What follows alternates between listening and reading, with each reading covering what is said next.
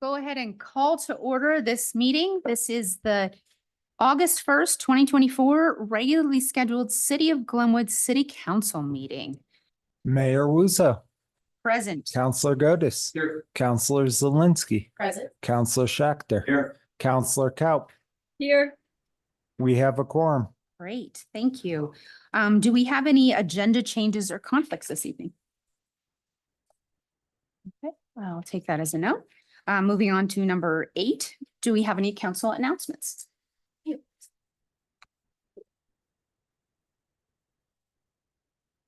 Councilor Zelinski.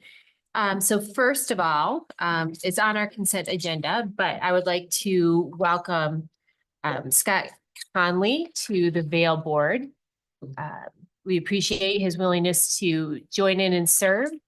That does still leave us with a couple of spots on that board in particular that it would be nice to fill.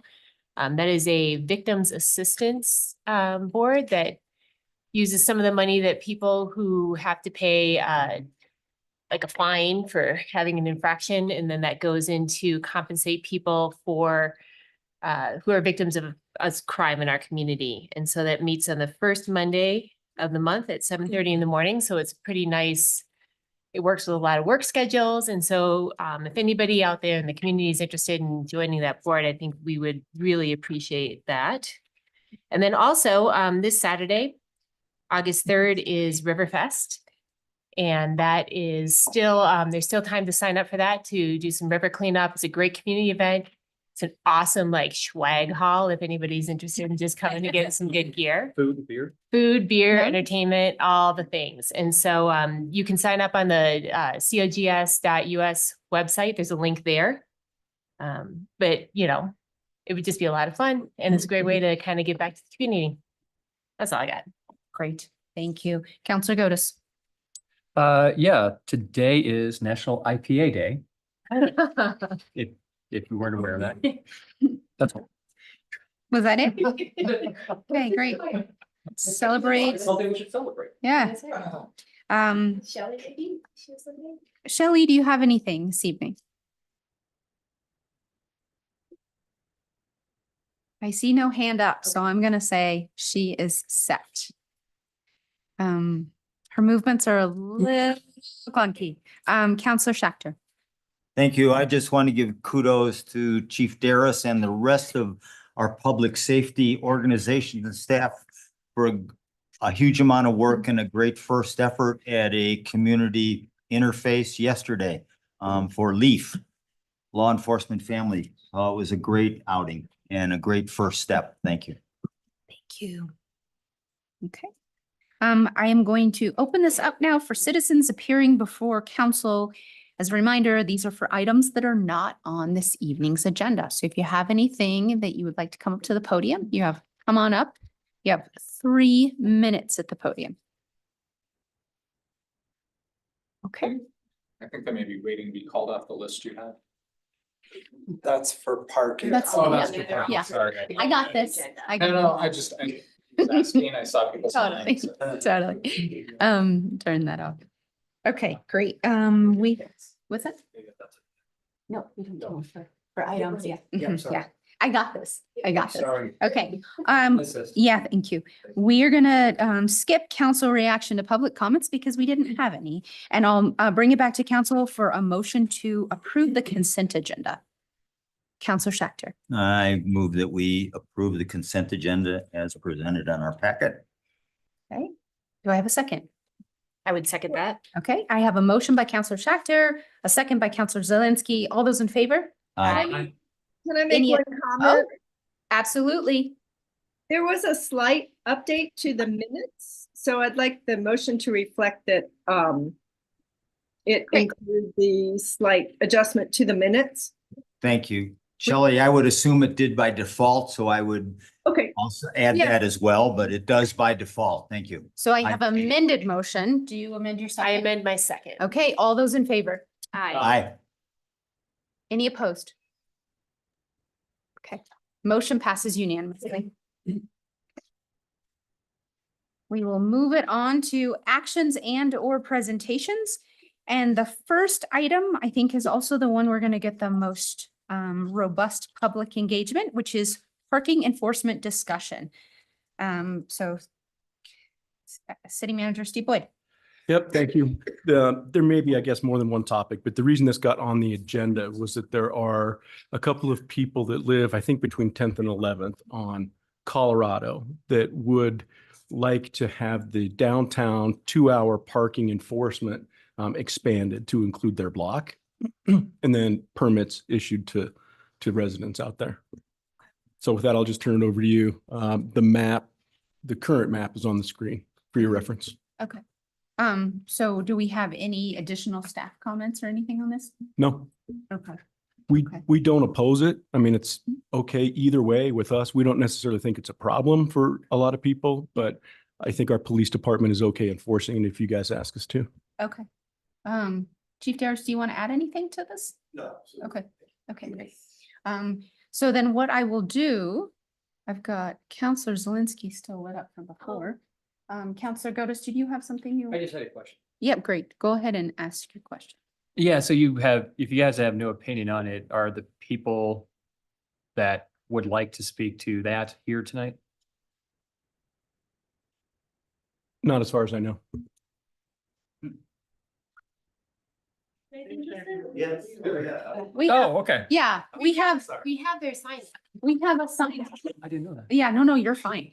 We have 3, but I also saw Mr. Sarno walk in and he didn't get on here. So I know we have 4 people who would like to comment on this. Could I just make a request then? Because I don't really know why. So before we hear from people who don't want it, I'd love to hear from people who do, if that's. That is who's here. We're, Why do I not know this? I don't know. it's okay, you were out of town, you were on a refuge. Okay. So. No one tells me anything. So what we have in front of us, so we're totally clear, we have Steve, just, can you elaborate a little Yeah, bit please. more? I think council. Apparently I just. Is needing just a little bit more substance about how we got where we are tonight. Okay, so yeah, a couple of residents feel like they were told for a couple of years that we would expand that parking Mhm. and issue permits so that people would not park in front of their homes and they'd have better access to them.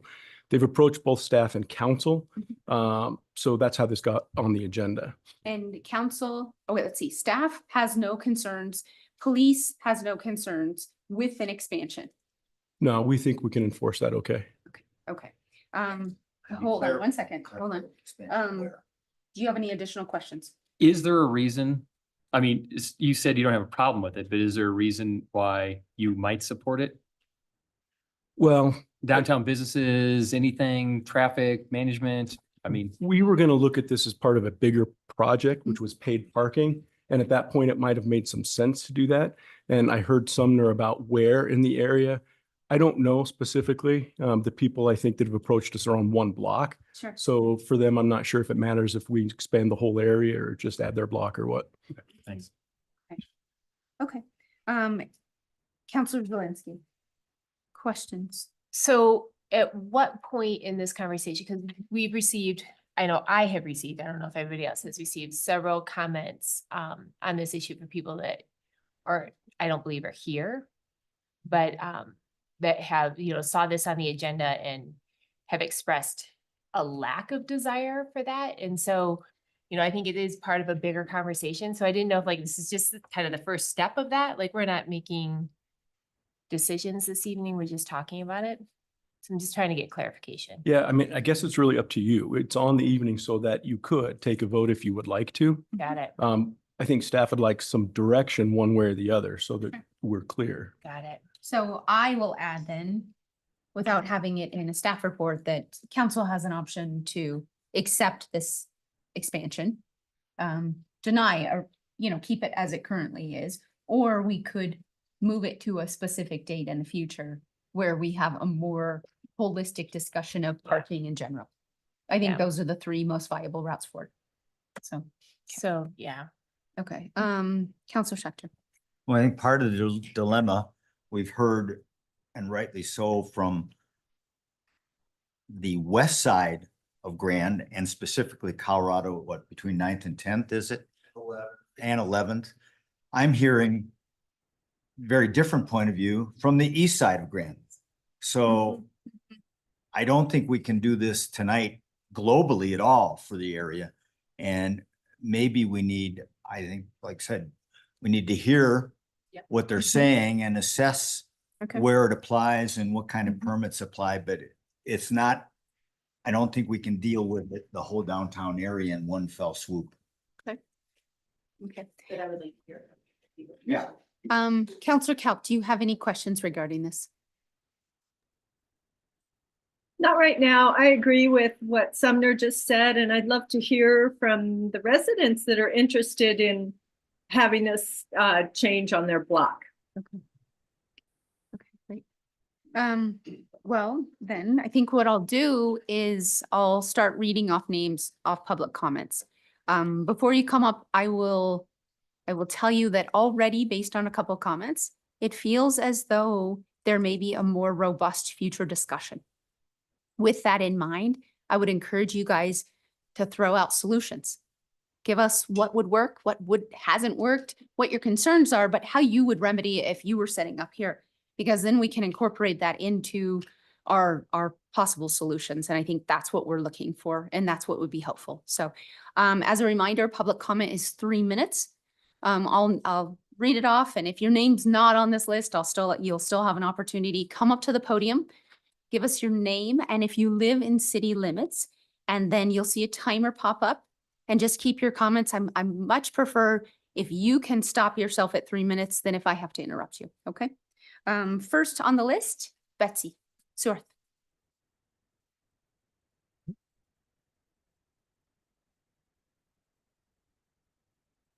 Hi, Hi, Betsy. Betsy Seworth, 928 Cooper. And I'm here, I'm on the Transportation Commission, but I'm here for myself. I'm not speaking for the commission. Thank you. I wish that we would have heard exactly why this request. I'm still not understanding, so this might be, I might have had something different to say had I heard that, but it's fine.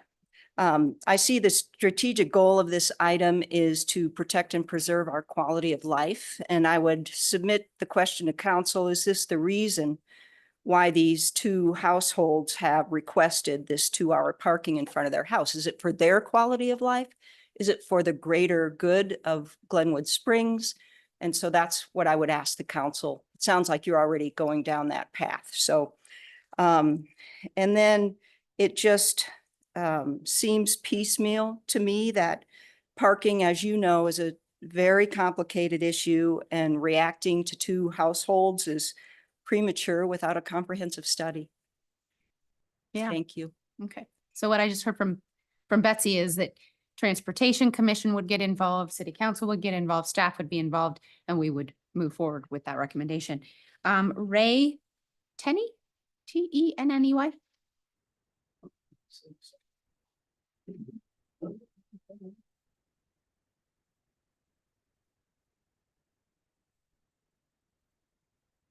I'm Ray Tenney, also at 928 Cooper. A little earlier today, I sent y'all an email.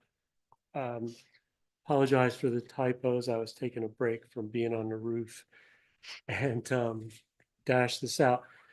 The issue for us is our neighborhood works quite well the way it is. We have 2-hour parking halfway down the block. I'm not really sure why, because it really doesn't get used that way. But we get a lot of use of people that leave their cars all day and then they're gone.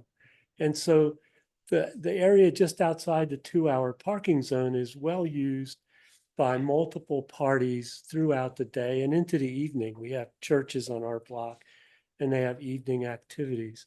And so recently the city painted lines on our block, and by everybody's count, we've lost 4 opportunities to park. They weren't designated width and length spaces, but people were able to shoehorn in front of their houses 4 more cars than can fit on our block now, above the 2-hour parking area. So we're already getting strained, and then to think that somehow all of a sudden we're going to have 2-hour parking where we have a 4-bedroom VRBO next to us, another 2 multi-bedroom VRBOs on the corner, 11 apartments between the first 4 buildings is kind of seems unnecessary, an unnecessary level of response to what may be, and yet we don't know, seems like a minor problem. Thank you. Perfect. Brad Biddlestone. Hi, I'm Brad Biddlestone. I live at 1031 Colorado Avenue, and I think the reason we're here is to try to get the 2-hour parking implemented. I think since you guys have implemented the scanner that scans the license plates, we've seen a huge influx of business people that work in Glenwood that come up there and park their cars all day long. We also live right down the street from, I want to say it's a 10-plex and Ducci Apartments, which has 0 parking, and there's 10 units, and I'd say there's probably 20 cars. I'm not asking to do anything about that. I'm just kind of giving you Yeah. an overview of Contextual. what our parking situation looks like. We also have Integrated right up the street that parks all of their trucks on our street. They have no parking that they let any of their employees use at Integrated. VRBOs, we have van life people that'll come and park and sleep next to our house. I've had people defecate in the street outside of my house. I think there's issues in the wintertime with all these people parking there. Like, we can't move snow from what we'd like to be our parking spots to get those cleaned up. I mean, we shovel the sidewalks. We have to pay to maintain the trees that the city of Glenwood owns. I mean, we're asking a pretty simple thing here. I feel like that only makes our lives better. I mean, it really has been an issue since you did the license plate thing. And it's bad. It's every day. So that's all we're asking, is a little help to the people that, you know, do a ton of work for this city. We're taxpayers. I mean, we have no say in it. We're hoping to have a say in it, but That's why we wanted you to come here tonight. okay. Yeah. Thank you for your Okay. time. I Thank appreciate you. it. Okay. So that was the end of my sign up sheet. Is anybody else here this evening that would like to come to the podium and speak for 3 minutes? Nope, you come on right up and just tell us your name. Hi, my name is David Sarno. We know you live in city limits. I live at Mhm. 1015 Colorado. Mhm. And I'm unable to park in front of my house. And it's a residential neighborhood. It's full of residences. It's not a parking lot for people that work. It's not a parking lot for people that take the bus. Mhm. It's not a parking lot for people that take the bus and go skiing all day. We've lost our neighborhood. It's not a neighborhood. It's busy Mhm. all day long from 9 to 5. A while back, I double parked in front of my house with my 4-way flashers on so I could unload groceries. Otherwise, it was a 1.5 block walk. And I got a parking ticket from the enforcement officer saying that I was impeding traffic. Mhm. So I went and I talked to the Lieutenant Hassel, and he said, this seems ridiculous. It's a one-way street. You had your hazard flashers on, and so he Good. dismissed the ticket. Good, yep. But I would personally like to see 2-hour parking on Colorado and Pitkin all the way to 13th, because they are residences. It's our neighborhood. It's not a parking lot. There's a parking lot, a public lot over here, which is desperately underused. The one on 9th and Cooper. Mhm. Take a look at it. It's a third full most of the time. Except today at noon when I was trying to get in there.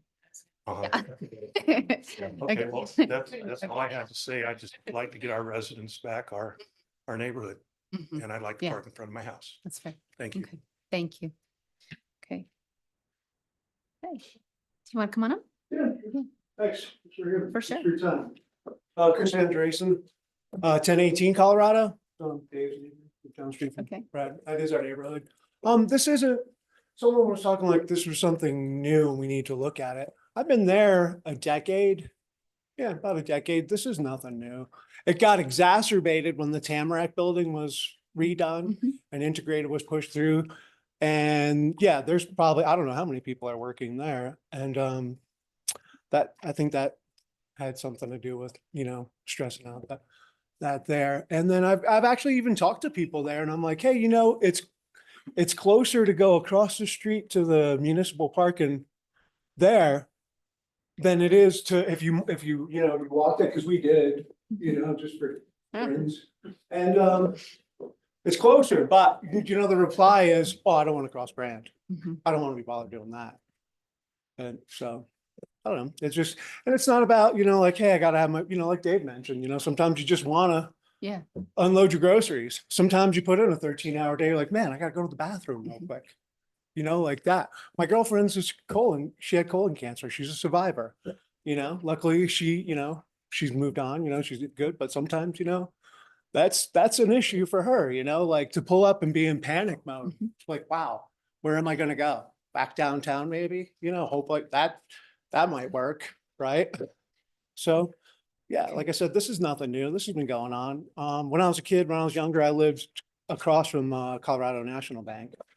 Yeah, and it was more of a neighborhood, and things change. We can't go back to that. It's not gonna happen, I think Godis, I think you drive a Volkswagen. One time we were talking, and I didn't mean to point at you, but you had pointed and I'd mentioned something and you said something to me like, well, you know how Aspen is, it's just like that. And I was just like, wait a minute, we're not Aspen. We're So not. that was, that's just, Yeah. I don't know, there's more I could say, but Yeah. I'll let it be. And thanks for your time. Thank you. We Yeah. appreciate it. Anybody else here to speak about it? Come on up. Hi, my name is Pam McMillan and I live on Colorado at 1009. And basically it's the same thing. I've lived there for 10 years. And for a long time, I'd say about 5 years, the parking was not so bad. But after the two apartments across the street that were not required to have any parking for any of their people, all the BRBOs that have opened, including the new one that they just sent us a letter. And I'm not even quite sure why they sent us a letter, but It's to required. tell us that we don't have any say over it. But that's going to be more people from out of town that are going to have to park in the neighborhood all day, and they park into the evening. And yeah, you can't park in front of your own house. When we applied we were thinking about adding on to part of our house for a rental. We were told we would have to provide parking for extra people. And I was like, wow, that's interesting. So the two huge apartments across the street didn't have to provide anything. But me as a homeowner, I'm expected to provide parking. So yeah, I would like to see a limit, and I'd like to see a pass for the neighborhood. And I also think it would help keep some of the traffic down, because the traffic has gotten really heavy, really fast. We have no speed bumps. They run through the stop signs. They constantly go the wrong way down our one-way street. So I think having some parking remediation would help that as well. Thanks. Okay. Okay. Awesome. Anyone else? Can I give you something that another neighbor that couldn't be here? You want to give it to Steve and Have you then, guys read that? yeah. This was sent. She Thank you. could not be here, Okay, but she's thank a you. 28-year resident. okay, there's no one else this evening. How about online? Anyone online that would like to make public comment?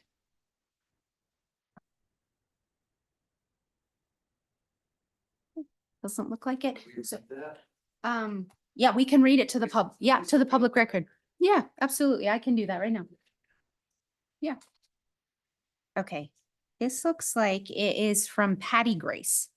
My name is Patty Grace. I own a home on the corner of Colorado and 1101 Colorado Avenue. I have lived in this home for 28 years. Parking has always been a bit of a challenge at times, but when the city of Glenwood Springs approved an apartment complex on Grand Avenue with no parking, this is a Ducci's apartment complex, that's when our parking problem became an absolute challenge. They all park on the corner of Colorado and 11th. Then the city continued to allow properties along Colorado Avenue to expand their rental potential without parking. Pink Palace. Businesses on Grand with not enough parking. The new ordinance closer to town has our parking even more of a challenge, adding more to our burdens with parking. I have been to many city council meetings in my life living on this street. and never have we been heard, ever. I have 7 parking spots around my home if people park appropriately. There have been many times my husband couldn't find parking around our home.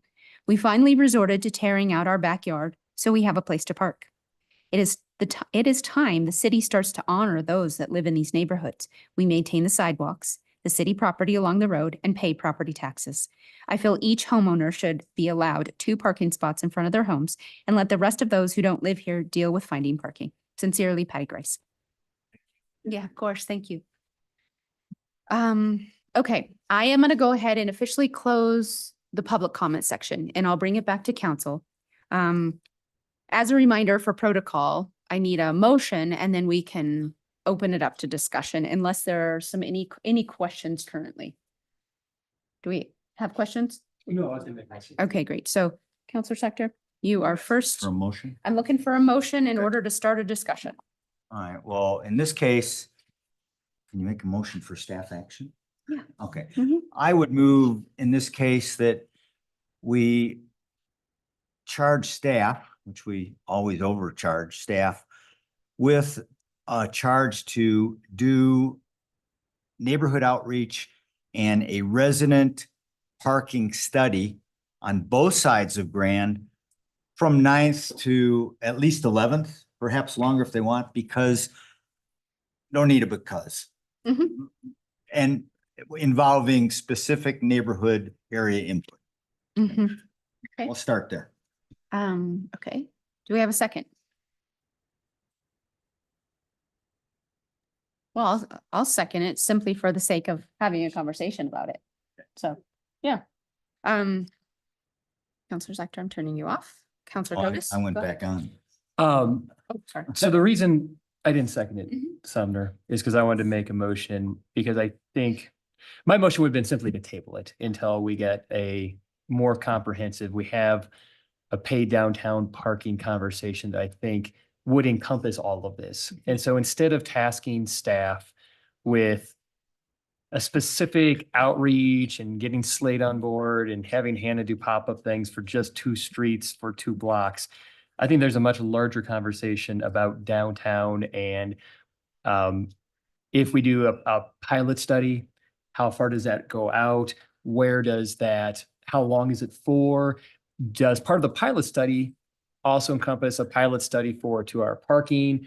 Does it go from 10th to 13th, as Mr. Sarno suggested?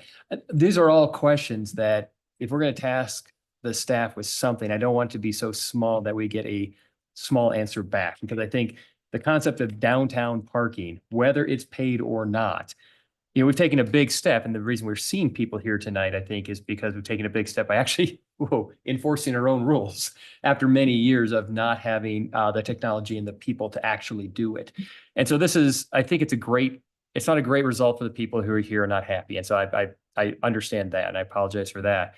But I think it's something that needs to be a little bit more inclusive, and we're not ready to deal with that right now. So that's why I didn't support your motion. But if this motion fails, I would offer a motion that would, I don't know if table is the right word, or just continue the motion or continue the conversation until it can be addressed in a larger study that we know is happening and it's on the books. Counselor Zelinski. And I do see Counselor Kauf's hand is up. We'll go next for her. So I feel similarly, I'm not ready to make any action on this. I don't think we've heard from nearly enough of the community. I don't think we've heard from staff or the experts. And so I don't feel that it would be wise for us to move forward. I will say that we all maintain our sidewalks. I have commercial buildings. I'm responsible for maintaining those sidewalks. The parking in front of my business was never my parking, not even my business's parking.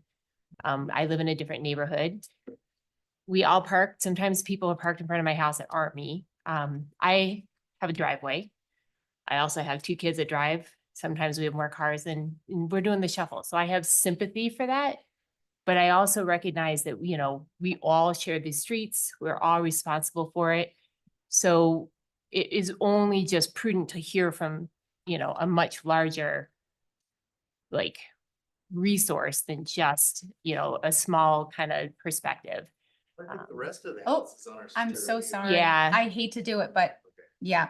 I mean, we hear Protocol. you, we Yeah. hear you, but like I said, I've gotten also emails that from people that saw this on our agenda that were concerned that we were about to make a move in their neighborhoods that they didn't want. So it is a balanced conversation that we need to have. And although all of the concerns that we've heard here tonight are valid, it's just part of the conversation.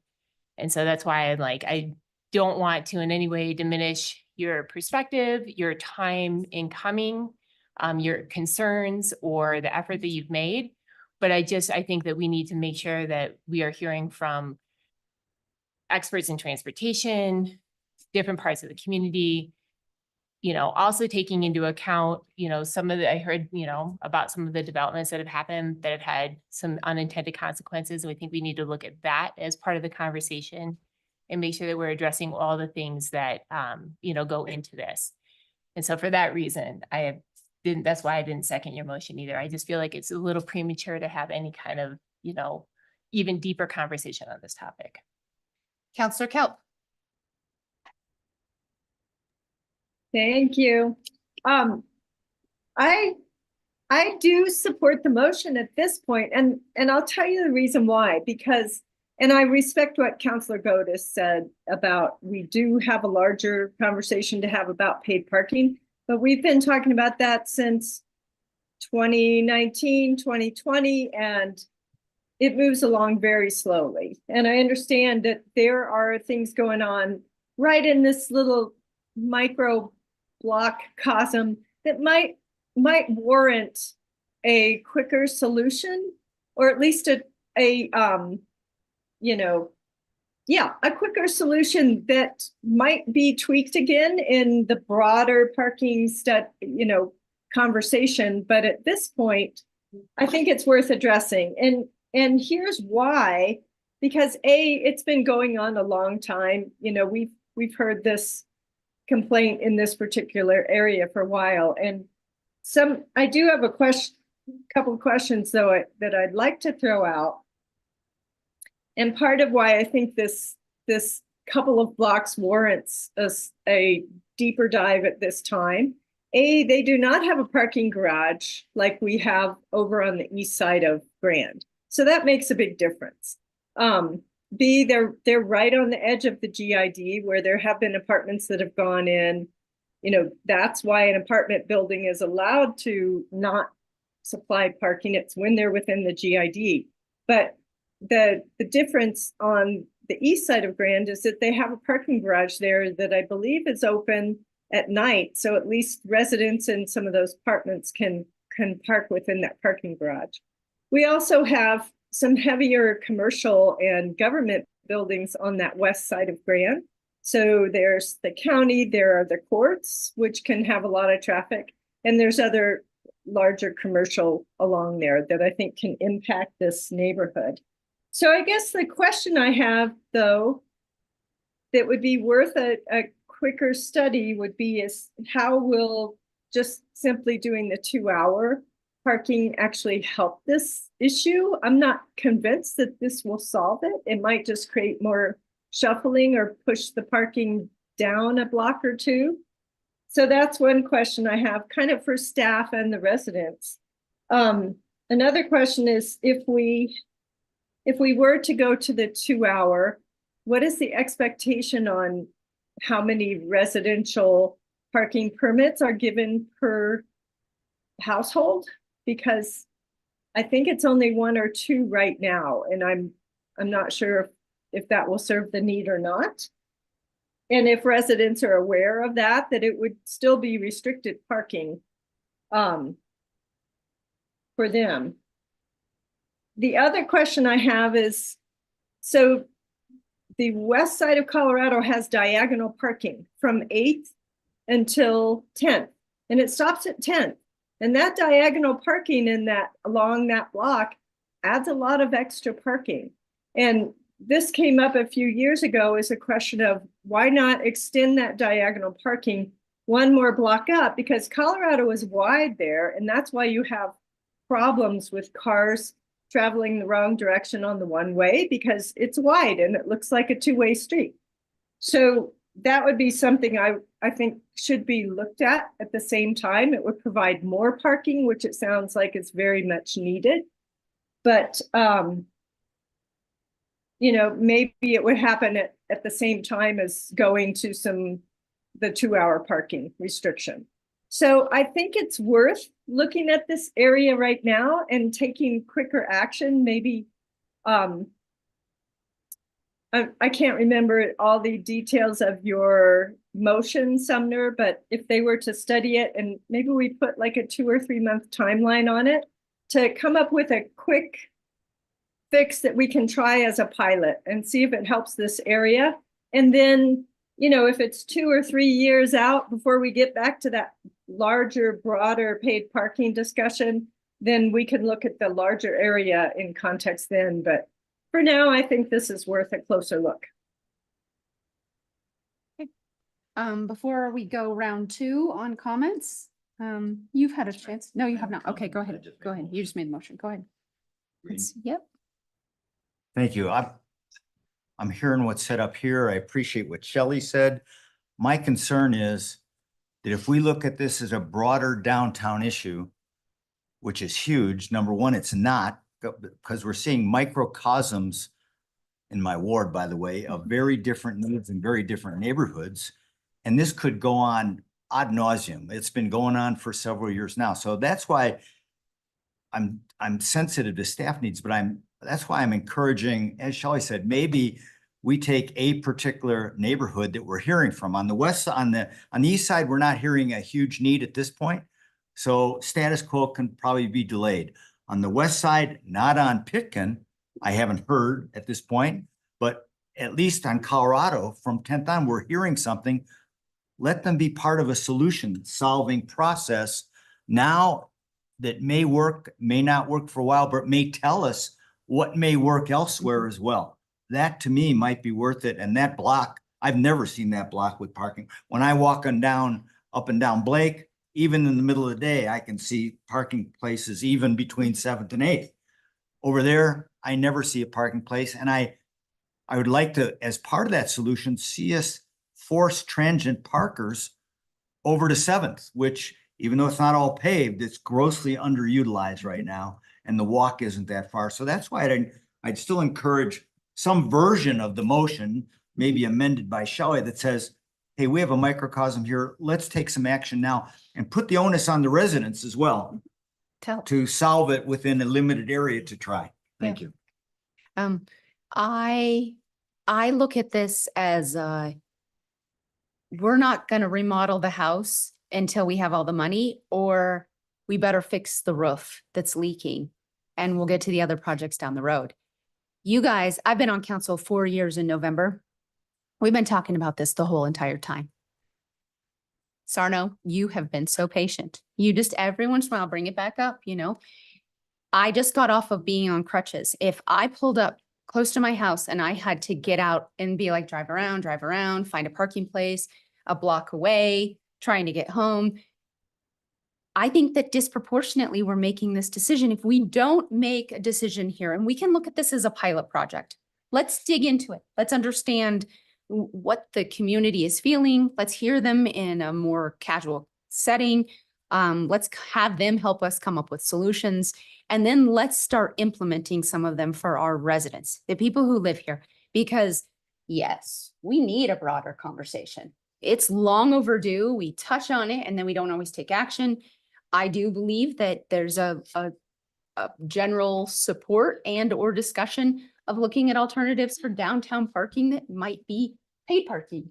I don't know what that's going to look like, but we're not quite there yet. And in the meantime, the quality of some people's lives is being impacted because of this. And so pilot project sounds like a really great word for me or term, because we can look at this neighborhood and we can say, what's working, what's not working, what are other communities doing? Staff can help us. I do hear those who think that their communities are working or their section of town, their street. But I know that for years now, there's been a large group on Colorado and even onto Pitkin that say it's not working. We're not Aspen. We don't have second homeowners who have big, underground parking spaces under their garage, and we're not Aspen, we're Glenwood. So the majority of people on your street live there as their primary residence. And I think we need to make decisions that reflect that. I liked some of the ideas that people threw out. I would encourage you to continue to brainstorm, talk to each other, come up with solutions, acknowledge you are going to be heard. If you haven't been heard enough tonight, there's going to be opportunity if this motion passes, which is what I would like it. I'll be supporting it, obviously. And, as far as speed calming, what I heard is there's a lot. What is that saying about eating an elephant? One bite at a time, right? This neighborhood has the potential because it's, bless your hearts, you're the squeaky wheel right now. Let's start putting some grease on it and seeing if we can fix it. And let's try to figure out what works. And that's where I'm at with it. So I'm going to continue with comments. Counselor Godus.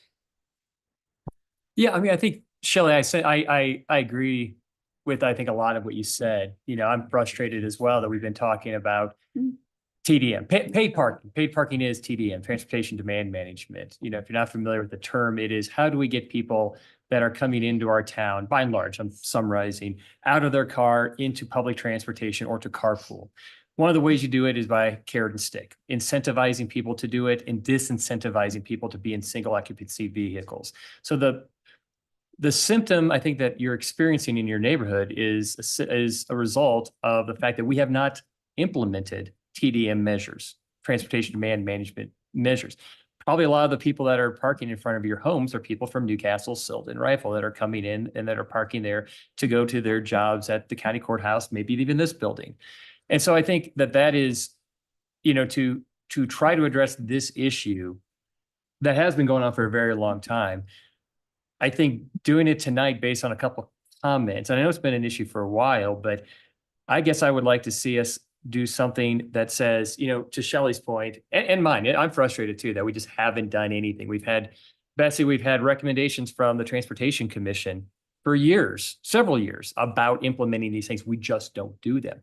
So I guess, my hope would be that if this passes, that we could come back and maybe I'll make another motion that says, regardless of this study, within 6 months, we do something because you guys deserve it. The non-squeaky wheel neighborhoods deserve it. The residents on Blake and Cooper and everywhere deserve a larger downtown conversation that we just haven't had. So I guess I'd like to put 6 months seems about good for me and say, in 6 months, we need to make hard decisions. We need to have a presentation. So if this passes, fine. I just don't want to get to next summer and have the next neighborhood, because now we have people that are getting pushed from your neighborhood over to the next neighborhood and these unintended consequences. I mean, Shelley heard resident passes, diagonal parking. We heard speed calming. We heard a lot of issues just related to these several blocks that are significant, and they are far reaching to all of downtown. So I probably won't support this motion because, like I said, I'd rather have it be more all-encompassing. But afterwards, I'd like to make a motion that we put a timeline on the larger TDM and downtown parking conversation. Okay. Counselor Zelinski. Yeah, I mean, I've talked in other, not on this topic. So I've only been on council for a year. So this is new. This is the first time that I've had a conversation about parking on Colorado. I go downtown and I park all over the place. And so I didn't realize that it was such an issue in that. And so that's why I'm like, I have heard equally from people on both sides of this, which is why I don't feel like I'm well prepared to even make a decision. That said, I don't know that what any one solution. I've talked a lot about wanting better local transportation options. If somebody's going to work and they live in South Glenwood and they work downtown, they should be able to jump on a bus and get there. And so, this is part of a more holistic conversation. And I feel like if we were to make one move on this block, we could have those unintended consequences. And so that's why I'm like, I think continuing the conversation is best, but I wouldn't want to do it just around one small segment. So you want to do Um, everything? I know, I think that we should continue the conversation. If we can do something small, like the diagonal parking that increases the number of spaces, I think that that is a really sensible solution. But I think making a policy change that then could, kick the problem further down the road is maybe not the best way to address this. And so, that's where I'm like feeling a little bit uncomfortable. So what I heard for the motion is not a policy change. It's not implementing anything this evening. Rather, it's activating staff to have community meetings, start coming up with solutions sooner and more specific to this area. Did you want to clarify your? Yeah, Okay, great. I'd be glad Hold on. to. There you go. After listening, and I would also say that the irony is we don't know unintended consequences till they occur. So I think, again, believing that we have a critical local segment that's affected, I would be even more specific. I would amend the motion to say that sometime over the next 3 months, with the assistance of staff, that we engage the residents and they engage themselves to come up with something solution-based to the residential parking situation. And I would say Colorado and Pitkin from 9th to the 12th Street ditch, to try and engage that area as much as possible with the help of staff, for you all to come to us with as much assistance as you can get, with solutions that make sense for the neighborhood. And then we can decide whether to implement them or not as a pilot. Counselor Kaut. We need amendments. That sounds great. And We need- Jonathan and Aaron, I totally agree with you.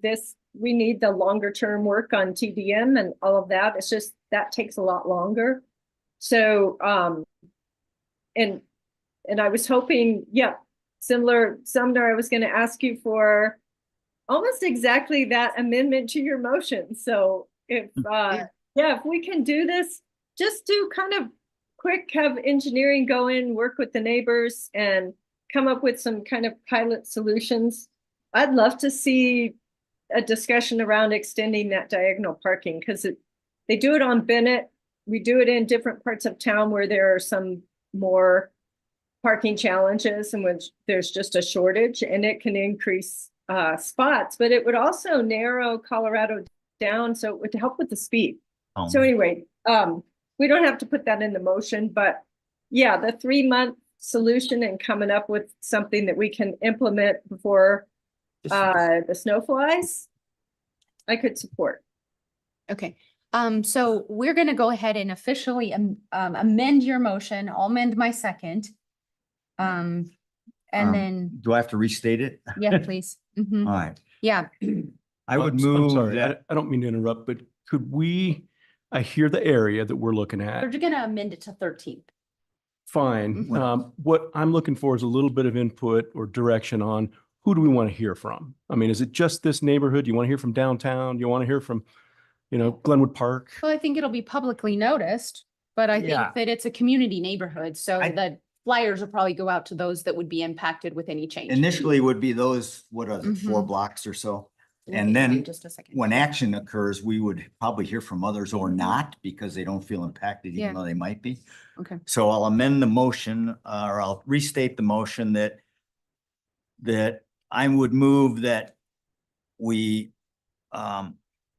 ask that the residents from Pitkin and Colorado from 9th to 13th, with the assistance of staff and engagement of staff, put together their own community action group and outreach with the focus on coming back to council with the parking modifications and/or changes that they feel will most adequately meet the needs of the residents.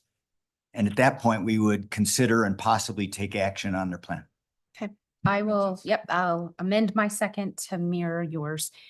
Before I call the question, I want to make sure that there's a few city councilors that are heard.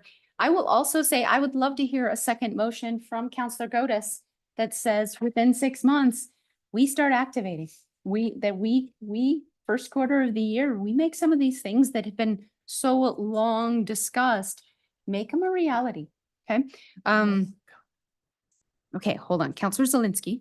Yeah, so I'm much more comfortable with the specificity Okay. of that and the fact that it's like regional and not just Yeah. a 2 block or, Mhm. you know, I'm part of a street. Like, that's where I was like, I just feel like Yeah. we're not hearing enough. So I think that makes a lot more sense and that would put us in a timeline of having some sort of decision around October, Mhm. correct? Okay, That's what I'm hoping for. okay. Yeah, to some type of early October community involvement. And I hope that fits with your time frame.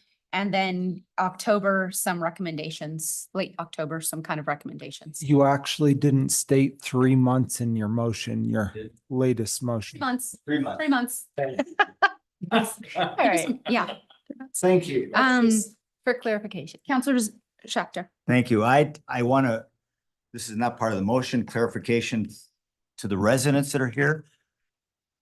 My feeling is this puts the bulk of the responsibility on the residents of that area first, and secondary to staff and whatever other facilitation you may find you need. So if residents don't get engaged, I don't expect that this is going to happen. So just, it's an opportunity that I think you are being given, and I hope you step up huge. Thank you very much. Yep. Counselor Kaup. And then I'm going to call that question because I think Counselor Godus is, oh wait, hold on. Then Counselor Kaup, then Counselor Godus. Counselor Kaup. Okay, thanks.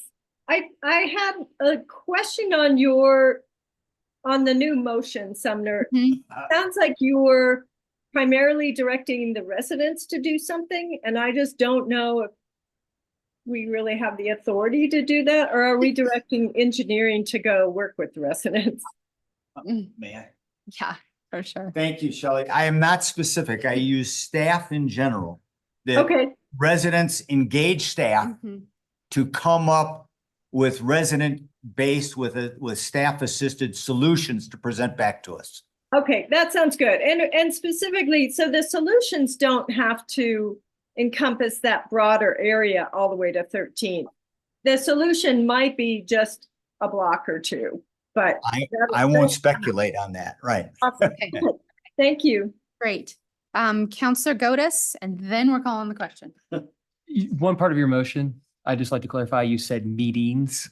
Can we specify, because do we want to direct Hannah to have a series of 3 or 4 open houses, or can one meeting cover it? I'm just kind of curious on how much work you want staff to do.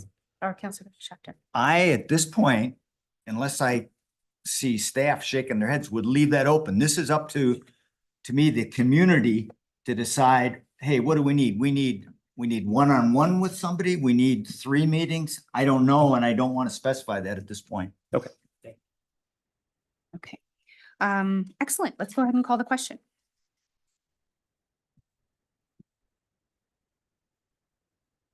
And Shelley, can you give us a yay or a nay?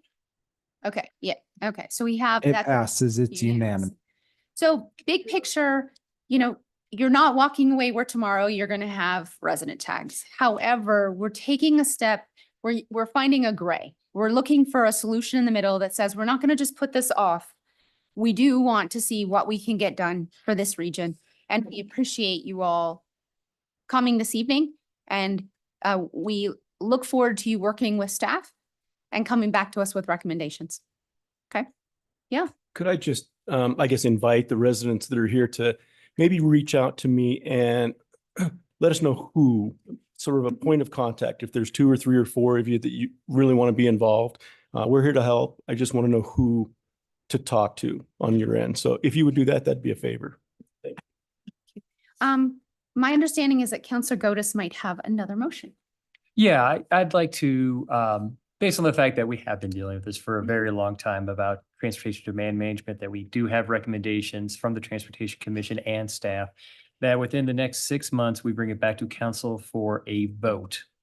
So that might include work sessions on month 2, 4, 5, but within 6 months from the first meeting of April that we had, or I'm sorry, the first meeting of February would be 6 months. We have a vote, or we have a council presentation, and the action, the expectation would be to vote. Yeah. TDM. On activating TDM. TDM. Yes. So I'll look for a second. Counselor Schechter. I will second the motion. Okay. Any discussion, or are we all good voting? Let's vote. Yep, thank you. Counselor Kelp. Thumbs up, thumbs down. Thumbs up. Thumbs up. Motion passes unanimously. Beat you to it. Okay. Thank you all for coming this evening. We appreciate so much what you've shared with us. Okay. Let's see, moving on. Okay, we have a broadband update now. So it should be. Thanks, Matt. See you.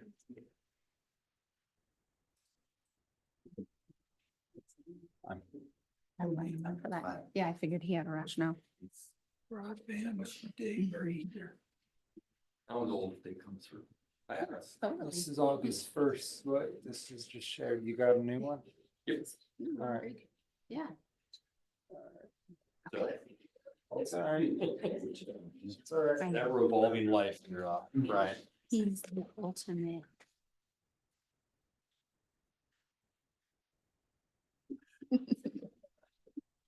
Okay, great. Okay, awesome. Matt, you hit it when you're ready. Thank you. Mhm. Sorry, Ryan was ready, but I changed something on him, so No worries. that's my fault.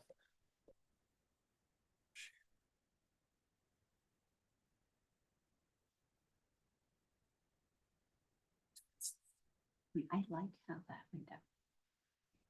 Yeah. Yeah, thank you, thank you. Mhm. Totally. Yep. Absolutely. I could tell. That's why we kept on. Mhm. It does sometimes, yeah.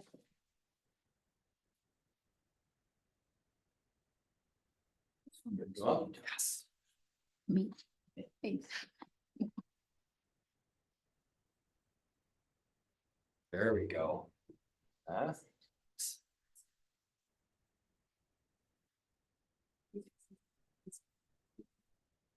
She figured she had like 5, 6 more minutes with me futzing around with this. So. I was like, hey, what are you guys making for dinner tomorrow?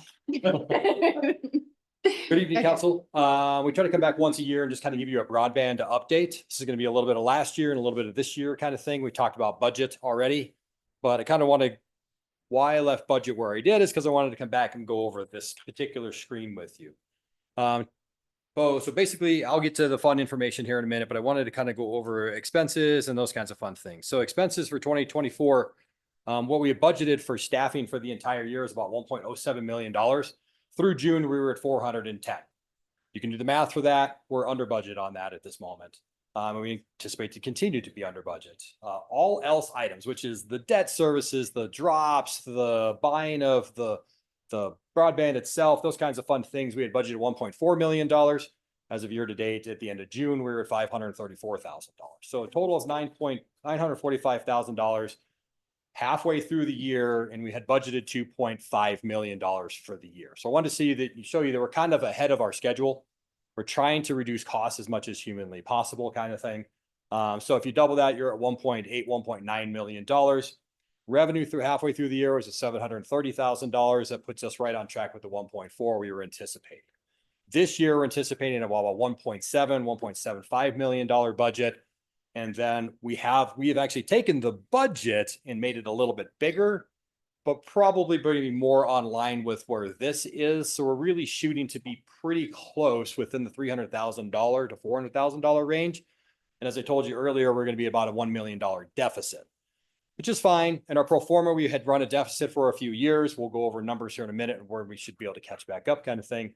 But I wanted to kind of show you that we're doing fairly well within the budget versus budget through the halfway through the year for this year. This is kind of the more fun slides you're probably more interested in. Our total penetration rate across all the released areas is 27%. During the pro forma, we were shooting for a 40%. So we're at 27% of 3,762 units. Every year we're going up a little bit more. We have about 600 addresses we haven't released yet. It's the greenways and such that we're still proofing out to the fiber, want to make sure it works because you don't want to release something and have 400 people sign up and it not function. And we're doing that as staff right now instead of having the company that installed all of it actually do all that work. So we're trying to do it while working and proofing these areas out so we can open them up. But that would open up 4,400 addresses or pass-bys within the city of Glenwood Springs for us. As the next note says, we've seen growth from every year, approximately 250 new subscribers added last year. As of June, we have seen a 30% increase in those subscribers. So May of last year, we did about 30 drops. May of this year, I think it was around 60 drops. So it depends on what month it is. We're actually seeing quite a bit of increase. We can't really do drops from November through February/March. We can, but sometimes it's on the snow and it's not super effective. So a lot of times those 6 months or so out of the year, we're gathering people who want to sign up. And then in the spring, we'll hit it really hard and kind of blow through them in the summertime. We do not have Lightworks or anybody else on staff at this moment. So doing 100 drops in a month is really not reasonable for us. We're doing it with a subcontractor and ourselves to try to keep costs down as much as humanly possible. So as you saw, we're on track to hit revenue projections for this year, which is obviously less than the budget. So we're going to be in a deficit. Once again, we knew that. Hopefully next year, we're going to be so much closer to the revenue versus the actual budget versus what we put in place. And then the following year is basically in the pro forma what we were really shooting for to be kind of in the black with this program.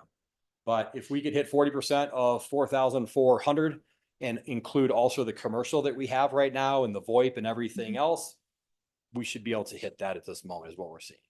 Like I said, we only have a few slides, so I'm trying to make this fast.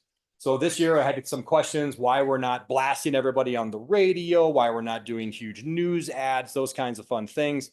We took it as staff this year and said, okay, we're going to really focus on the areas that we've opened this year, including the 600 we're heading towards. We're doing door hangers, we're doing direct mailers, those kinds of fun things.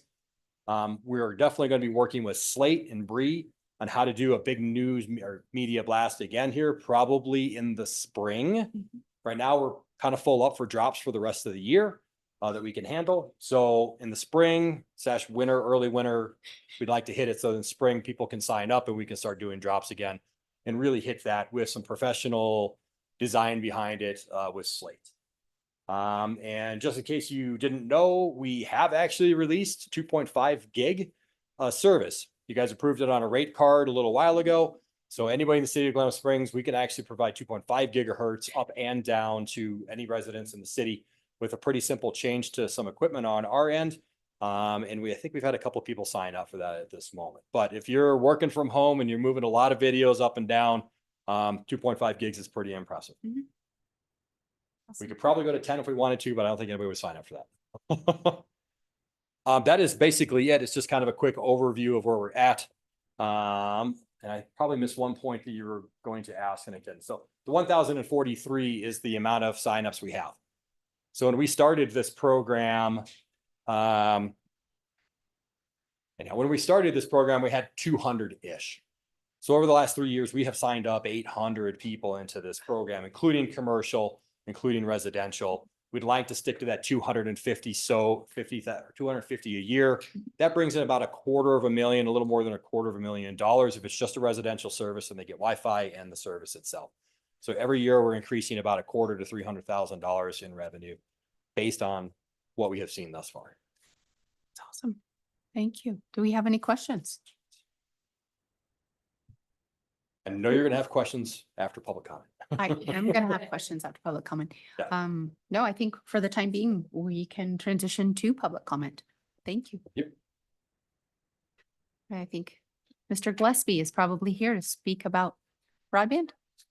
Good guess. Come on up to the podium. Turn it over to you. Don Gillespie, Glenwood Springs. I've been bird dogging the broadband ever since we installed it back in 2000. And impressed what I saw tonight. The main reason I'm up here tonight is I understood that you guys approved apartment units, over 600 of them, who claimed that they had a contract with internet providers as partners, and the city wasn't allowed to install. And yet it was approved. I don't understand how the city can approve a project that outlaws the broadband because they have a contract with some other company. So I don't know if y'all are aware of that. Yeah, I think you brought it up to us. I think we are aware. I think there was an email circulating. So I think we're all aware of it. Now, the ramifications of it, we're gonna go ahead and let counsel or legal counsel and Matt Langhorst and city manager once you're done with your public comment, we'll answer. Okay? The units that are being built right now, is the broadband allowed to put their stuff in there? And we'll let staff address all of those. Do you have any other questions? No, that's the big thing. Okay. Other than that, I'm impressed that you guys are pushing for it. And there's not a person out there I know of that uses the broadband is not happy with it. And there's not a whole lot of advertising that's going on. I mean, I know there's one city manager and a couple of councilmen who didn't think the city should compete with private enterprise. And they kind of held back for about 10 or 12 years, really supporting the broadband. And it survived on its own, which is pretty amazing. But that's my big question, is how you can approve apartments, the dwellings, and it says it can only have their partners in the internet. Yeah.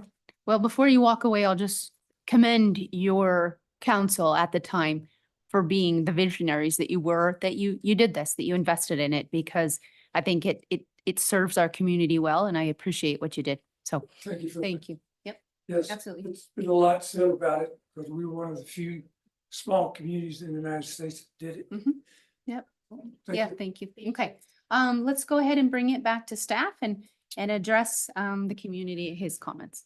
Certainly. I think we need to start with kind of a little bit about the land use process. Obviously, we can't condition land use on a contract with us as a provider in that quasi proceeding. But more importantly, up until this is an issue that in multifamily and mobile home parks, it has been an issue for a number of years in Colorado. And finally, in the 2024 legislative session, the legislature addressed it, because up until the passage of House Bill 1334 this year, the owner of a multifamily building or a mobile home park could exclude providers or could contract exclusively with only a single provider. Sure. And so with the passage of House Bill 1334, and I will say that was something that was, now there are a number of communities like ours that are providing broadband. That was part of that lobbying group that wanted to see that passed, to open up those markets, to make them more competitive, and also particularly for the residents so that they had choices that they don't currently have. So with the passage of House Bill 1334 this year, which becomes effective, I want to say it's in August of this year, August 1st, they can't exclude, and they have to allow on a reasonable basis us entry into those buildings if people request service from us. Okay. So that does open up that market to us that we didn't Great. previously have available. Colorado has a history of sort of strongly protecting a couple of different tech companies that own large buildings in downtown Denver. And so this was just chipping away at that armor. And so it's a great thing for us that we can do that, but that's why we couldn't condition it as part of the land use process. It wasn't within our authority. But then also up until 1334, we didn't have a right of entry. Even if a resident requested it, we couldn't go in until the passage of House Bill 1334. So hopefully that's going to open up some new opportunities for us. So we need to hit them hard with marketing. Yeah, I think After hitting this them, one. hitting them hard with marketing. And I do think that, it's kind of on my list when 1334 becomes effective, as we're seeing these apartments going up, Yep. is to call up their attorney and remind them Yeah, that they probably need to be making provisions for access for us. Absolutely. With the broadband system, because that's about 300 units that I think are open to being part of our system. sure. Now that, they're currently in construction, they're not online, Mhm. it should be easier for us to be able to do that. Okay, So, thank you, Carl. It sounds like Matt's back at the podium. Matt, did you have anything you wanted to add? Just so you know, we do go after all of these units. So when altitude went up, when VLD has gone up, all those things, we go after them pretty hard. With reduced costs, because it's easier for us Yeah. to service those buildings Sure. and those kinds of things. And the big problem is, and Carl brought it up, which is good thing at 1334 got passed, is you have to get the infrastructure in, Mm-hmm. because somebody else will run their own infrastructure and you are not allowed to use that. Thus, the infrastructure within the building itself is super important. So we should be having these conversations with BLD. We have infrastructure in other buildings that have been constructed. So now with 1334, we can start advertising in Okay. those buildings. Great. So we're kind of already ahead of it. But once they've built them, if you're not in there Yeah. already, it complicates it severely. Uh-huh. And I know BLD has, because we're picking on them at this moment, sorry. They have a particular infrastructure they wanted to install that we proposed on, but was entirely new for us. So they just hadn't selected us, but it will make it more interesting to have these conversations with them, because they're not basically building any infrastructure into the buildings. It's all going to be, in essence, Wi-Fi. Sure. So it'll be an interesting conversation, but Yeah. luckily we do have these opportunities now, and we're going to start hitting those opportunities harder. Okay, thank you, Matt. And so for Mr. Gillespie, I saw a letter to the editor with regard to this. You brought it to our attention. I would so strongly encourage you. We would love to answer those questions before the question goes to the public, because we can't answer it. I can't answer a letter to the editor. I guess I could. But I think in this situation, Carl probably could have answered that to you a while back. We are a open book, open government. So in future, if you have a question about this, please absolutely email us and we will get the answer to you. So I hope this resolved your concerns and you hear both the legalities that are opening up and in addition, our desire to have that. So. But I do have communications with. Oh, I can't, you know how that works. So. So, okay, awesome. Thank you. Thanks for coming tonight. Okay. If you want done. Yeah. You guys. Hang on. Mhm. Yep. Any other broadband questions? No, thank you so much. No. We appreciate it. Thanks for the update. Okay. Okay. We are on to item number 14, ordinance 2024-15 code amendment to title 100 keeping of certain animals. Good evening, Council and Mayor. Hannah Klossman, Community and Economic Development Director. I have a code amendment before you tonight, which is a very quick change in section 100/2020. It truly is correcting a misreferenced section of code in regards to how people keep chickens within the city. We have a section in 100/2020 that regulates the keeping of animals. Cattle, goats, sheep, swine, foxes, chickens, ducks, turkeys, or geese, or any more than 4 rabbits, if you weren't familiar, is unlawful except in accordance with, and this is where the issue arises in our code, it references the wrong code section. Oh. So I'm cleaning that up so that it references the correct backyard chicken permit section within Title 70. And if you guys want to know anything else about chicken permits and what community development does to issue said chicken permits, I am an open book. Again, this is not changing any criteria or anything that is reviewed in code. It's simply an incorrect reference. Thank you. Thank you. Counselor Gotis. Is it okay if I just move that we? Public hearing. Oh, Yep, public hearing. my question is, can I make a motion after public hearing? Yeah, you totally can. Okay, sweet. That was smooth. That was smooth. Counselor Kaup, did you have any questions before I turn it over to public comment? I'm gonna say no.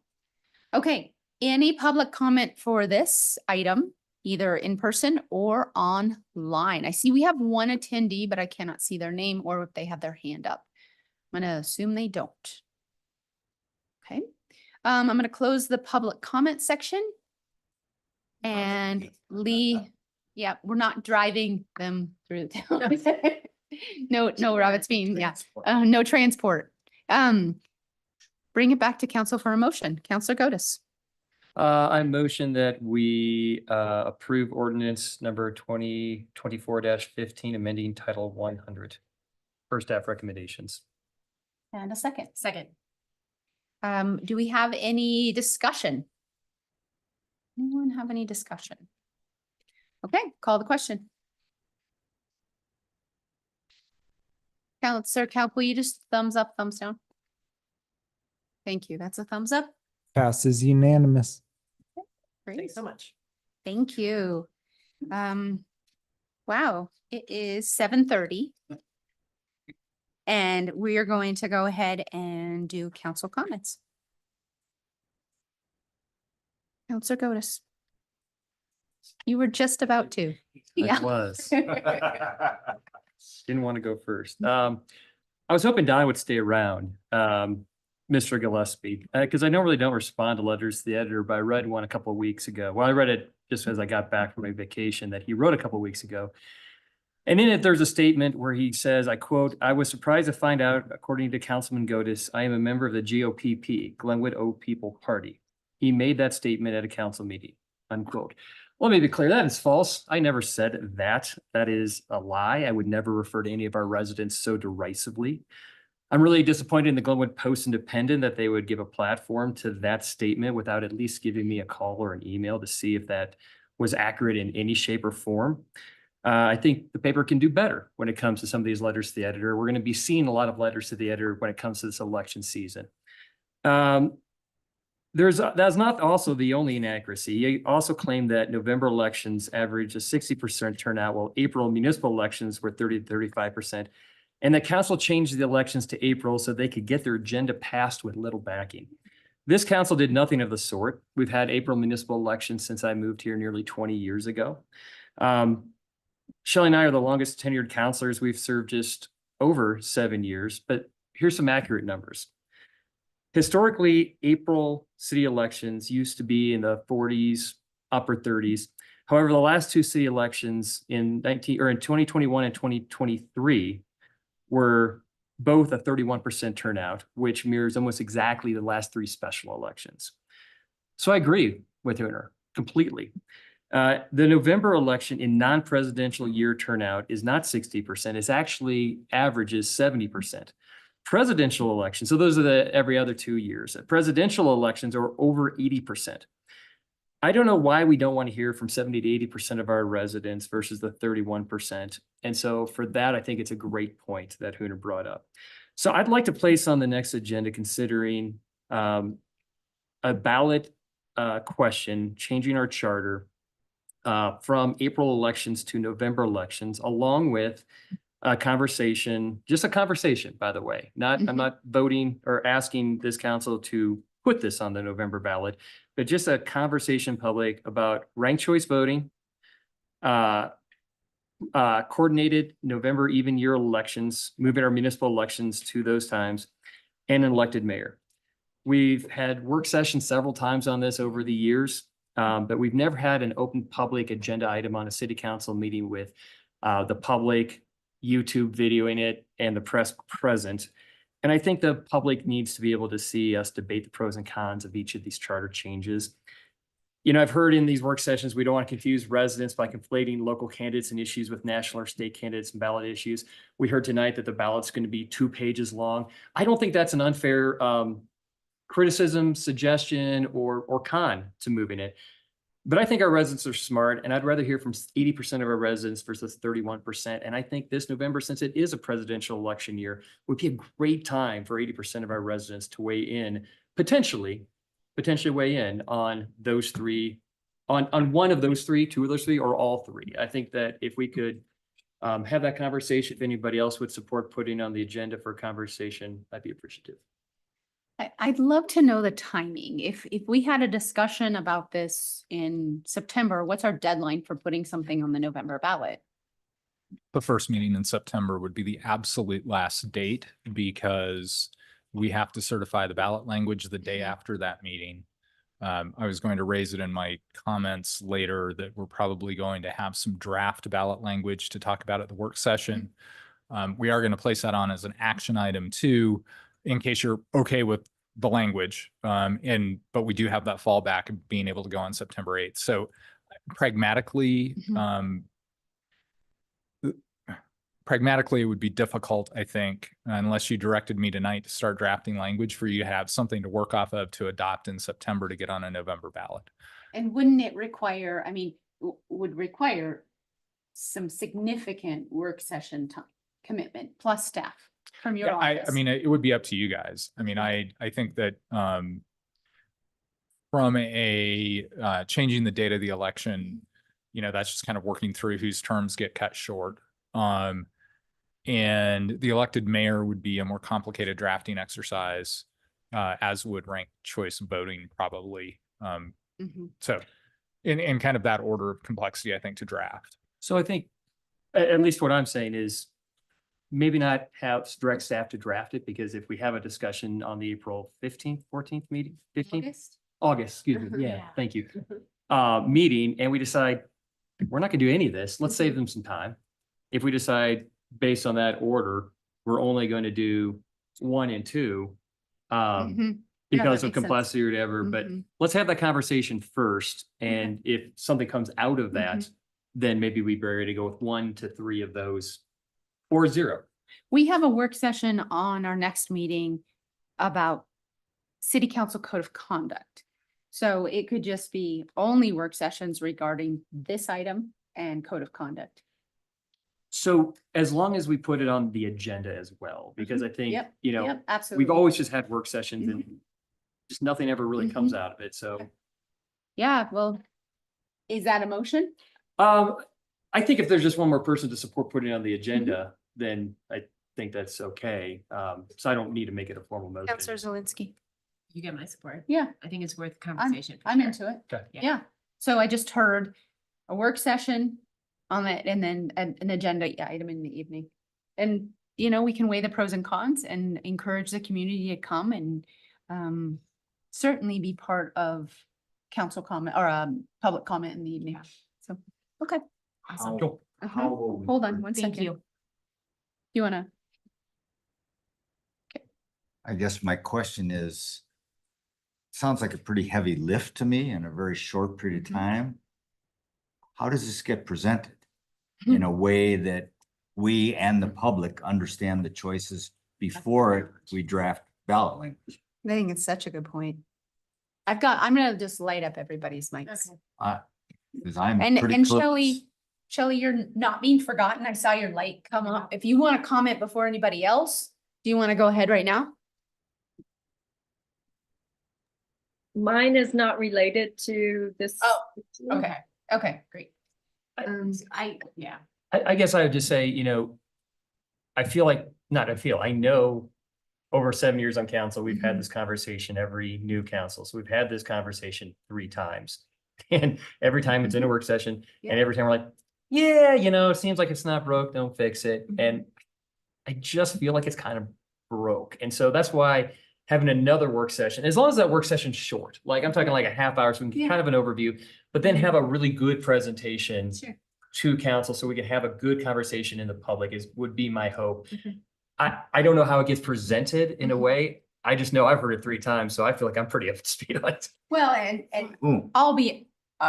it's been a discussion since I've been on council. It's been a discussion even since. Yeah. you've been on But council. I'm not interested just in discussion. I'm interested in a thoughtful, professional, Assessment. unbiased, or maybe a little biased presentation, not discussion. Do you think that you're in a position to give us? Yeah, I mean, I think I could have that conversation with Okay. you guys. I mean, the concepts are relatively straightforward. And like I said, I think in the drafting order, certainly I will tell you, moving from, I think it was shortly after I left that we moved to the spring election in 2005 when I moved out, to just water council there for a few years.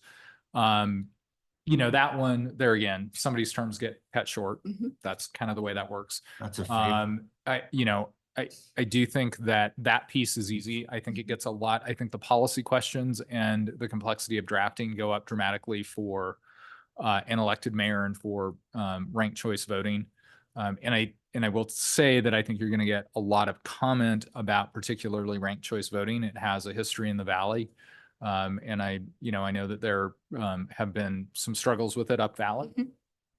But we can, I think from the last time we did a work session, I think I have a memo on this. I can't remember. Sure. So I can pull that back up. I can add a little bit to it. And I think Councilor Godis went through, really the statistics that are potentially the most impactful, which is what voter turnout is.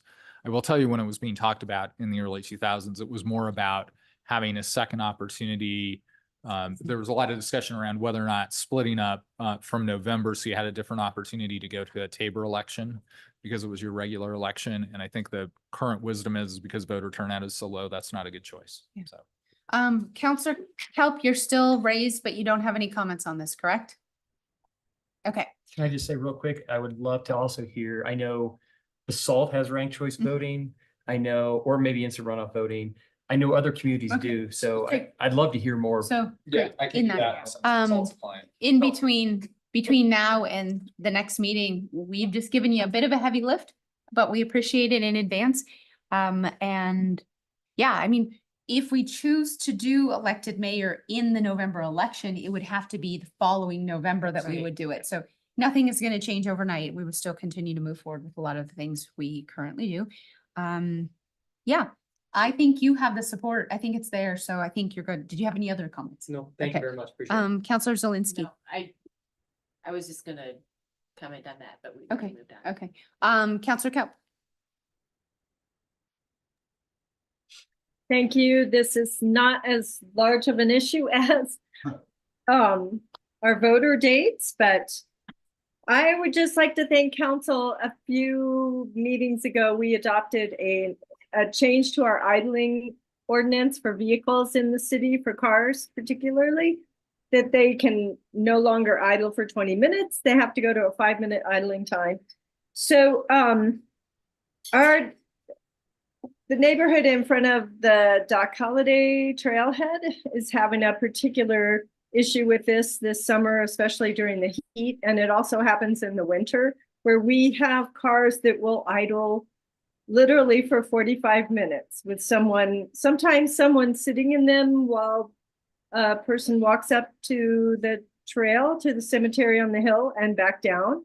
And sometimes there's no one in the vehicle. I think they just want to come home or come back down from their hike and have a cool vehicle sitting there. So it's been a real problem. Sometimes 3 to 4 vehicles a day will sit out there idling for this amount of time. So I think when we passed that update to the ordinance, there was some discussion about putting signs up on trailheads, but I'd like to formally request that we direct staff to put a sign up at the trailhead, at least at Doc Holiday's trail, for our visitors to understand that we have an idling ordinance that limits it to 5 minutes and that they can't sit and idle their vehicle.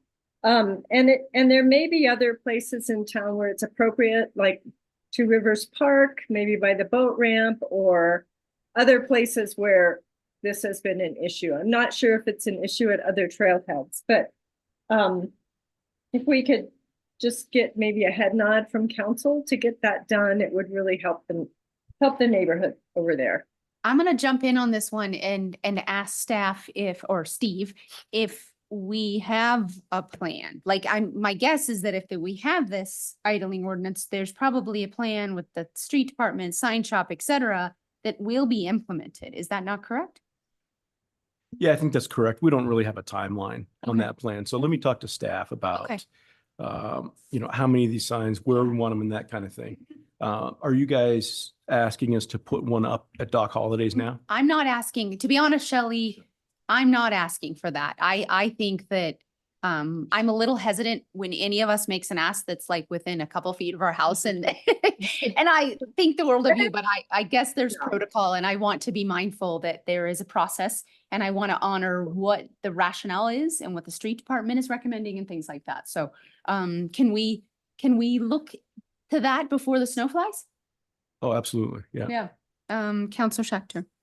Thank you. It is my ward, and I would be totally comfortable making the ask that at Dock Holidays, particularly as a high impact area, that at least we signage there. Then what about, I mean, I guess where I'm at is. And then staff will come up with a plan for other areas, but this one has been highlighted. It is clearly a high impact area. It's a good place to start. And then let staff come back, or I don't even ask staff to come back to us. Staff will determine where else to put them. Okay. That's I not guess where that's not up to us. And in that's my why I opinion, think this shouldn't be up to us either. But we can ask. Counselor Gotis.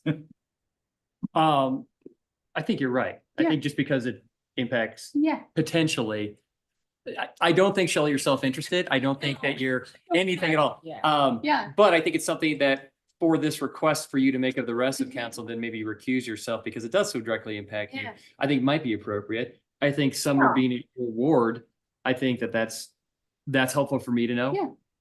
Yeah. I mean, I don't need a community-wide study to do any of this. I think if we put up a sign in an area that is high impact, I don't have a dog in the fight, so I'm comfortable throwing up a sign there and then relying on the rest of the staff. So.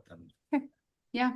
Yeah, the other option, I mean, if staff has other options, if we should call the police every time there's an island, because it's not just my house, it's other neighbors around who have complained to me. And that's why I brought it up to council. But I completely appreciate that. And I'm willing to recuse myself if you want to take a vote. But the other option is to call the police, but then we're calling police on our visitors in town, which isn't the most hospitable thing to do. But well, many times up here, we defer to staff and say, hey, it sounds like we have an ordinance that we passed and no action has been taken to communicate that with the visitors and everybody else.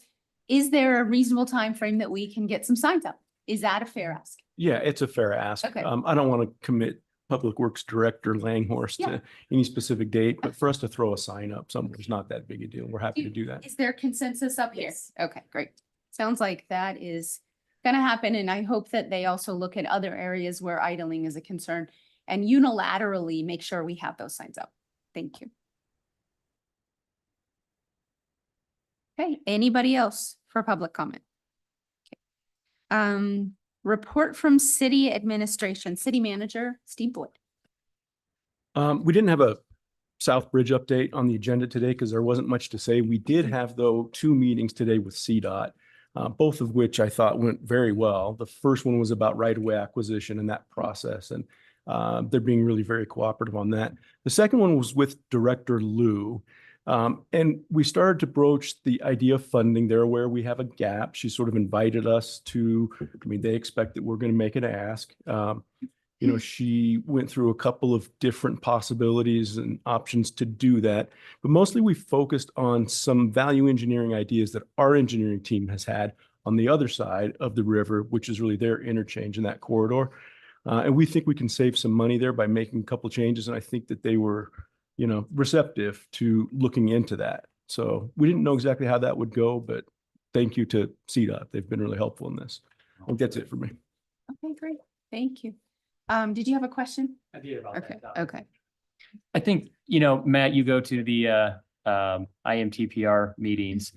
I think that's, maybe if you want to broach that with Director Liu of an avenue. Southbridge was originally on the list, the 10-year list, and now it's kind of in the waiting room.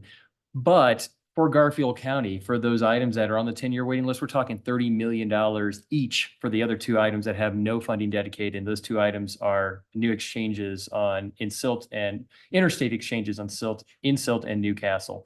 Not that I'm trying to jump ahead of anybody, but if we're 10 million short and they're 30 million and we have 80 million and they have 0 million, it might be worth bringing up to IMTPR the idea of re-examining that 10-year and seeing if we can get something that is a regional benefit. Yeah, that actually was one of Director Liu's suggestions and She is so direction smart. to us. Yes, that's smart.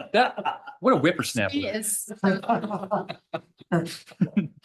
Mhm. Okay, Tell you that. awesome. Carl Hanlon. I don't think I have anything to see. Well, then are we going out to a council social event location? Correspondence. Oh, yeah, correspondence. Hold on, whoops, I turned it off. The only, sorry.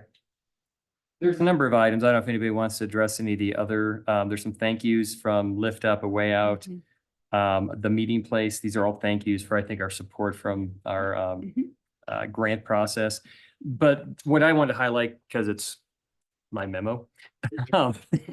I serve as president of Colorado Association of Ski Towns, and these are communities that are very similar to Glenwood Springs.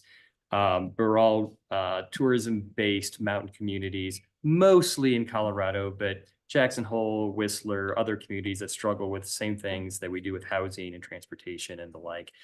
And so there's 3 issues that CAST has taken a position on that we would like the legislature to consider. None of these are things that would authorize or that would codify or to make these things law. And the 3 things are a short-term rental tax, vacancy taxes, and real estate transfer fees. So all this is there's a number of municipalities that would like in the cast of the 40 some members that would like to address some of these issues. But the first town that does this is going to get a number of lawsuits. And we've already seen it. Short-term rental taxes is some of the fair use where can you tax short-term rentals different than hotels? Other communities have tried that. They're getting sued. Vacancy taxes. Nothing has been tried in the United States yet, but Vancouver, there's a lot of desire among a lot of communities and CAST to have the authority. So what we want is the state to pass laws that said, this is okay by state law. It is up to local communities to come back and say, yep, we want that. And here's what level we want it. We want it to be not for 400,000, but maybe $1 million. Yep. So it's simply saying we support the state giving a little bit more cover legally to the communities that want to do some of these items. Possibly Glenwood does none of these things. Possibly we speak against some of these things or all of these things. But it really is a home rule and trying to not get buried by the big players like Airbnb when it comes to these things. So I just heard Jonathan make a motion to submit a letter of support, and I will second that. I did. Thank you. Because we didn't have the foresight as a community because of the environment economically that we were in at the time when Aspen did a transfer tax, we now can't do that. And whether or not we would want to would be something, a very in-depth, holistic conversation about it. But I want the playing field to be evened. And I know that there are a lot of there's vacancy taxes in towns because they had the foresight to see where they were going as a community. And because the last few years here, we have a higher percentage of second homeowners at this point. Something that when I was a kid in the 80s, I did not anticipate that this was a bedroom community and working, blue collar. That has changed. And so we didn't have the foresight because we just didn't see ourselves in that. And now we are. I want the playing field to be leveled without $1 million in legal fees, even though I think Carl would do a great job. You probably have to. So I am your second. Okay. Yeah. Anybody else want to comment on the pros and cons? Or we call the question just to submit this letter of support? Thank you. Okay. Shelley? No, I appreciate and support the motion. Okay, great. It passes unanimous. Okay. Excellent. Social event hour. location will be at Casey's Brewery. Because It is National IPA Day. And it's 5 to 8. Oh. Oh, then I move for adjournment. Yeah. Second. Okay, all those in favor? Aye. Great. Hey, thank you all so much who watched us this evening, joined us this evening, or watch later on. We appreciate you engaging. Take care. Bye, Bye, Shelley. have fun. All right.